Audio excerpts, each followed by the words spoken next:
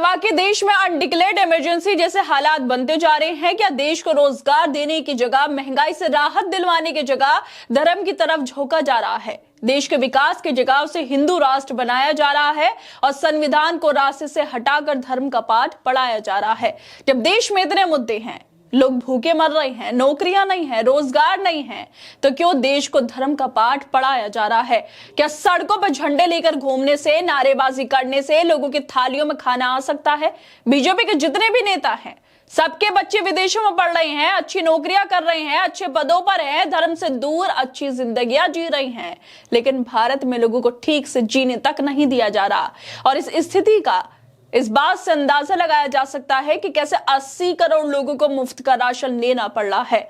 और ऐसे ही एक दिन हम दुनिया की पहली इकोनॉमी भी बन जाएंगे, जहां लोगों के पास खाना नहीं होगा, लेकिन कुछ पूंजीपतियों के दम पर इकोनॉमी को दिखा दिया जाएगा। क्या इसी वजह से देश को धर्म का अफीम चटाया जा रहा है? और ये सब बातें हम नहीं कर रहे, बल्कि खुद बीजेपी के पूर्व नेता और मंत्री कर रहे हैं। वो सीधे तौर पर कह रहे हैं भारत को एक अनडिक्लेयर्ड लेकिन साफ दिखाई देने वाला हिंदू राष्ट्र बना दिया गया है। लोग पहले ही दर दर भटक रहे हैं नौकरियों के लिए, लेकिन जो नौकरी कर रहे हैं उन पर इतना दबाव बनाया जा रहा है कि वो आत्महत्या कर रहे हैं। और इसका उदाहरण है एसआईआर प्रक्रिया में काम करने वाले बीएलओ, जो लगातार आत्महत्या कर रहे हैं, फांसी लगा रहे हैं, ट्रेन के आगे कूद रहे हैं और लगातार मानसिक तनाव की वजह से अस्पताल में भर्ती हो रहे हैं। आखिर देश में चल क्या रहा है? बीजेपी के नेताओं के पास, उद्योगपतियों के पास पैसा है और जनता गरीब है। ये चल रहा है देश के अंदर। दरअसल देश की हालात अब किसी से छुपी हुई नहीं है, क्योंकि हर कोई नौकरी ना मिलने से परेशान है। पहले तो लोग पढ़ ही नहीं पा रहे थे, क्योंकि रिश्वत लेकर पेपर लीक हो जाते हैं, और जो लोग पढ़ लिख जाते हैं उनको नौकरियों के लिए भटकना पड़ता है, क्योंकि सरकार नौकरियों पर नहीं धर्म पर काम कर रही है। और अब एक और फरमान आ गया है, वो है एसआईआर का, जो बिहार से शुरू हुआ और वहां पर 65 लाख लोगों के नाम काट दिए गए। क्यों नाम काटे गए, किसके नाम काटे गए, ज्ञानेश कुमार ने कुछ नहीं बताया।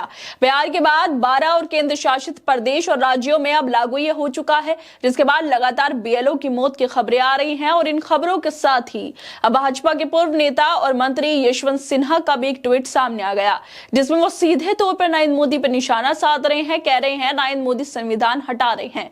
यशवंत सिन्हा ने ट्वीट करते हुए लिखा है कि देश में एक अनडिक्लेयर्ड इमरजेंसी जैसी स्थिति है। अब भारत को एक अनडिक्लेयर्ड लेकिन साफ दिखाई देने वाला हिंदू राष्ट्र बना दिया गया। मोदी ने दिखा दिया कि संविधान में बदलाव किए बिना ही उसे कैसे रास्ते से हटाया जा सकता है।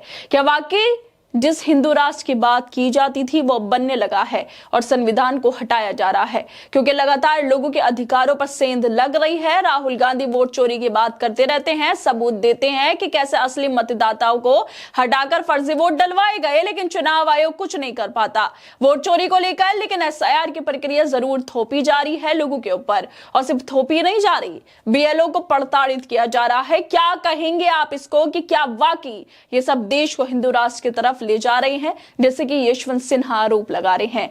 देश में लोगों को खाना चाहिए, धर्म नहीं चाहिए। पहले लोगों की जिंदगी पर धर्म को क्यों हावी किया जा रहा है, जबकि खुद बीजेपी के बच्चे विदेशों में, अमेरिका में पढ़ रहे हैं? भारत के युवाओं को गलियों में, मोहल्लों में झंडा लहराना सिखाया जा रहा है, धार्मिक नारे लगाना सिखाया जा रहा है, उनसे कहा जा रहा है कि हिंदू खतरे में है। लेकिन बीजेपी नेताओं के बच्चों पर यह सब लागू नहीं होता, क्योंकि धर्म में आप लोगों को फंसाया गया है, क्योंकि आपसे वोट लेना है। और इसी सच्चाई को यशवंत सिन्हा भी बता रहे हैं। इससे पहले भी जब बिहार के आरा में प्रधानमंत्री नरेंद्र मोदी ने जनसभा को संबोधित करते हुए महागठबंधन पर तीखा हमला बोला और कहा था कि आरजेडी ने कांग्रेस की कनपट्टी पर कट्टा रख सीएम पद चोरी कर लिया।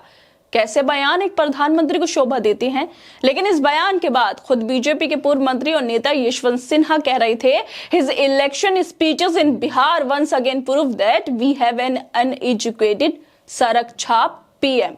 राजनीति में तीखी बयानबाजी नई बात नहीं है, लेकिन जब देश के प्रधानमंत्री खुद उस भाषा का इस्तेमाल करें जो किसी स्थानीय स्तर के नेता से भी उम्मीद नहीं की जा सकती, तब ये चिंता का विषय बन जाता है। प्रधानमंत्री मोदी बड़े बड़े वादे तो करते हैं, लेकिन वो वादे हवा में रहते हैं, जमीन पे नहीं।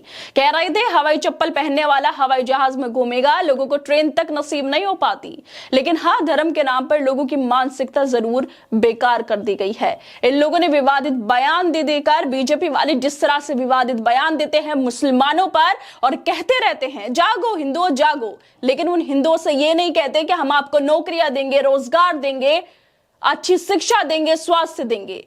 क्योंकि अगर ये सब कहा तो फिर राजनीति कैसे चलेगी। ये लोग ऐसे बयान देते हैं कि लोगों को लगे कि उनके सामने विकास की बात मत करो, बस धर्म की बात कर दो तो वो खुश हो जाते हैं। और ये बेहद चिंताजनक और अफसोस की बात है। खैर दोस्तों, आप लोगों को क्या लगता है इस वीडियो को लेकर, हमें अपनी राय जरूर दें और बाकी तमाम खबरों को देखने के लिए जुड़े रहिए हमारे साथ।